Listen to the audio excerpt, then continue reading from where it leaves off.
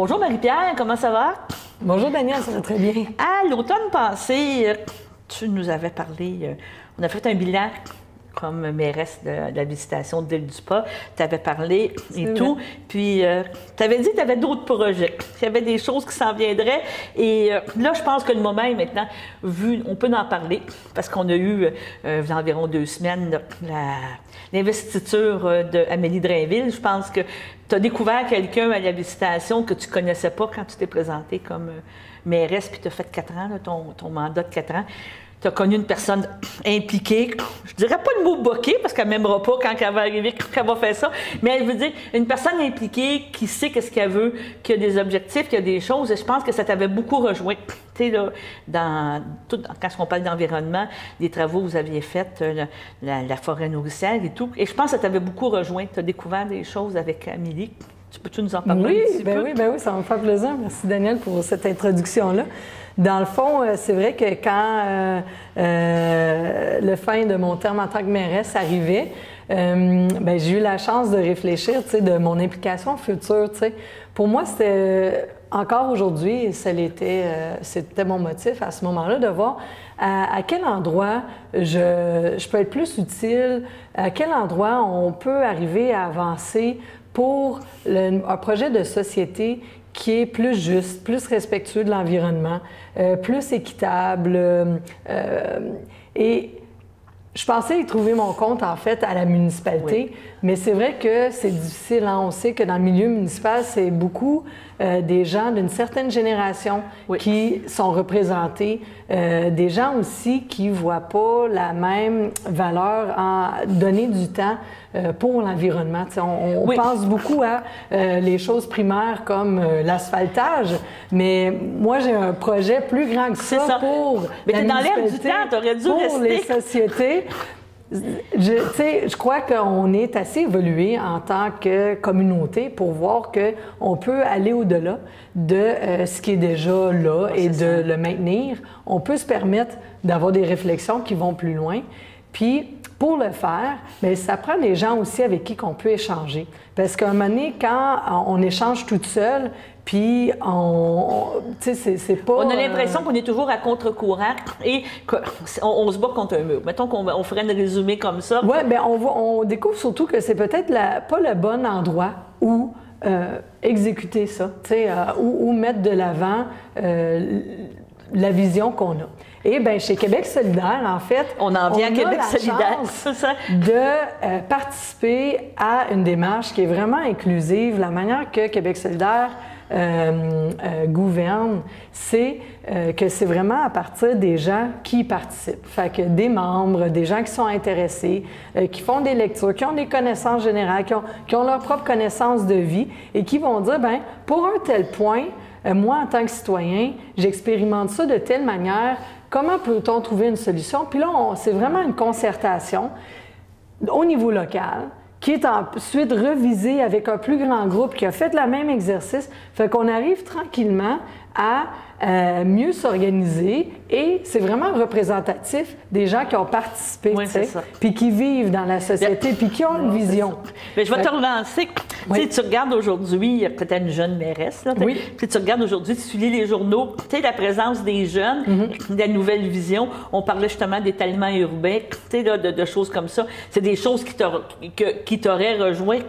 Mettons, si on reporte dans le temps, si tu aurais eu ce discours-là, je pense que ça t'aurait interpellé, là, des municipalités qu'on parle de Saint-Lin, de tout, qui dit, regarde, stop, là, on arrête de s'étaler, on essaye de trouver des solutions pour que les gens soient plus heureux dans l'environnement qu'on a. C'est un petit peu ta vision que tu veux apporter. Il y a plein d'aspects, en fait, il y a plein d'aspects à ça, mais c'est vrai de commencer à où on est et comment améliorer notre milieu de vie ici, dans notre cocon. Là, on parle beaucoup de propriété privée, puis bon, il y a des entreprises privées qui peuvent nous apporter tout plein de services, mais ces services-là ne doivent pas nécessairement seulement passer par des entreprises privées. Il y a des économies locales de partage qui sont très fonctionnelles et qui répondent de manière plus claire à c'est quoi d'être humain, c'est quoi d'être en interrelation avec notre voisin, puis avec aussi les autres êtres avec qui on partage la planète. Il ne faut pas oublier que l'humain n'est pas l'être supérieur. Non, c'est ça. On n'existe pas si on n'est pas en relation avec tous les autres éléments qui nous entourent. Ma question, qui tue. Oui. Est-ce que ça s'est discuté? Amélie n'est pas là.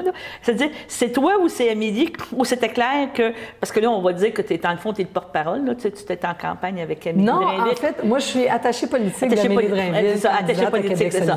Mais la discussion, parce que tu as eu des discussions, c'est-tu Marie-Pierre qui se présente ou c'est Amélie? Ou c'était clair au départ que c'était pour être Amélie qui était pour être la candidate? C'est bon, ça, comme question. En fait, tu l'as dit tantôt dans l'introduction, tu sais, moi et Amélie, on s'est découvert à travers la municipalité. À ce moment-là, c'est certain que c'est moi qui avais le rôle de mairesse et Amélie déployait beaucoup l'aspect environnement et on s'est trouvé des atomes crochus là-dedans. Ça m'a beaucoup pris d'énergie et d'investissement, mon rôle en tant que mairesse à l'île du Pas durant 4 ans. Et bien, le moment était propice pour continuer dans notre duo. Parce que c'est ça qu'on a remarqué, c'est qu'ensemble, on était capable d'aller plus loin. On est capable de s'alimenter, on se complémente aussi, on se complète avec nos aptitudes. Puis, c'était complètement naturel que ça soit Amélie qui se présente comme candidate et c'était complètement naturel que je sois son bras droit ou son bras gauche, si on veut parler de la gauche. Ça, donc, fait que c'est vraiment un duo qu'on fait ça. Puis, après ça, bien, Amélie, elle a toute la connaissance de la plateforme de Québec solidaire, elle a les aptitudes pour entrer en débat, elle a les aptitudes aussi pour bien représenter les gens de notre région, mais après ça aussi, les gens du Québec à l'Assemblée nationale. Donc, je lui souhaite vraiment là, de pouvoir avoir la chance d'atteindre ça parce que c'est certain que elle va bien faire ça, elle va faire ça de manière juste, tu sais, parce que ce que ça fait dans notre milieu, tu sais, quand on est une personne d'influence ou quand on est prisé pour prendre des décisions, c'est que on prend en ligne de compte ce que les gens nous amènent, nos conseillers et tout.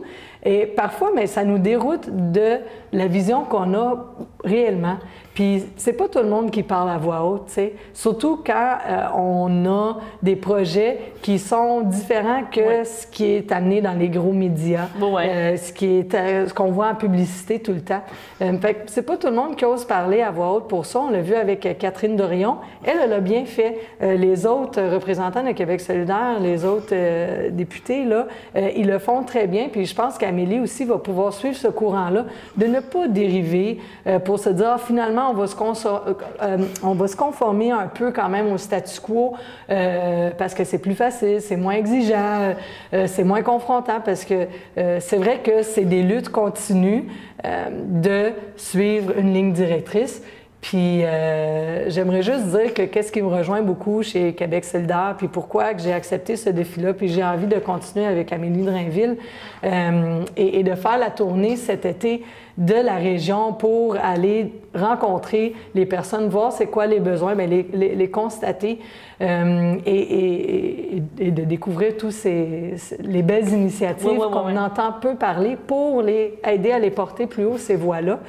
Bien, ce qui me motive, c'est que on doit avoir un idéal auquel on aspire. Oui. Si on n'a pas d'aspiration, bien, on ne commencera pas avec les démarches pour y arriver. Oui. On y arrivera peut-être pas tout de suite, puis l'aspiration finale, tu sais, elle va prendre un bout de chemin avant qu'on y arrive. Mais il faut l'avoir en ligne de mire si on veut diriger nos actions pour y arriver et de s'adapter pour pouvoir mener un projet de société qui est fort, qui est juste, qui est équitable. Donc, c'est un autre beau gros défi que tu te donnes. À date, ça va bien. Je vais te poser la question.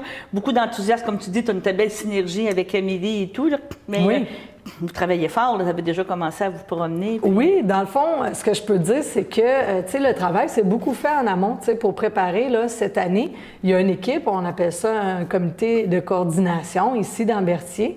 Amélie, elle a été un point focal dans cette organisation-là. Elle a vraiment ce genre de leadership-là, Amélie Drainville. Et autour d'elle se sont mobilisés des gens. Donc, on est une organisation bien structurée. Le membership qu'on a est vraiment élevé. On a vu tripler là, dans la dernière année, puisque c'est sérieux, la démarche. C'est sérieux, c'est rodé, on a quelque chose de vraiment solide, puis on voit que les gens ont envie de ça dans la région. Les gens ont envie de ça à la Velletrie, les gens ont envie de ça dans le Nord, les gens ont envie de ça aussi à Saint-Barthélemy. Donc, on va chercher à tous les coins. Puis, sans cette équipe-là, bien, ça n'aurait pas été possible. Donc, vous êtes déjà commencé en campagne. Bien, c'est pas lancé. En pré-campagne. En pré-campagne. Ouais. Tu fais le tour, c'est toi qui gère l'agenda de Oui, donc mon rôle, en fait, c'est de voir avec la candidate, de voir, tu sais, où on pourrait être accueilli pour aller connaître les services qui existent déjà, voir comment on peut venir en appui à ces services-là, vraiment être en mode d'écoute pour recueillir ce qui est dit sur le terrain. Amélie, c'est une femme de terrain, et pour amener ça de manière juste après dans les moments de discussion, puis d'être inclusif, là, de aussi faire connaître qu'il y a une place pour tout le monde à Québec solidaire. Si pour vous, l'environnement est important, la justice sociale, l'équité, l'accès aux services publics, bien, c'est vraiment un parti qui pourrait être là pour vous. C'est ça. Donc, n'hésitez pas à vous joindre au mouvement. C'est ça. Mais je te dirais oui, puis c'est un beau défi. C'est une belle été que tu vas passer avec la chaleur avec toi, rencontrer les gens.